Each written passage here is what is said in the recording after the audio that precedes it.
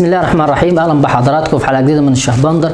النهارده هنتكلم عن مشروع مهم جدا بغرفه القاهره، وهو مشروع الرعايه الصحيه. الحقيقه مشروع الرعايه الصحيه طبعا يتكون من 5 انظمه: النظام المتميز والنظام الماسي والنظام البلاتيني والنظام الذهبي والنظام الفضي.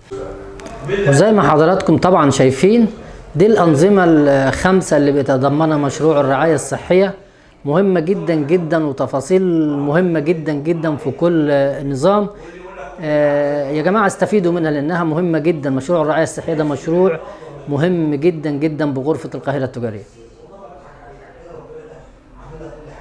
مهم جدا ان انتوا تستفادوا منه. طبعا يا ريت لو تتواصلوا من خلال هذه الارقام بالغرفة بحيث تفيدوا من مشروع الرعاية الصحية بكافة تفاصيله، لأنه كل نظام الحقيقة فيه تفاصيل مهمة جدا جدا. ومهم موضوع التأمين الصحي ده واهتمام كبير من المهندس إبراهيم العربي رئيس الاتحاد العام للغرف التجارية ورئيس غرفة القاهرة بهذا المشروع بالتحديد.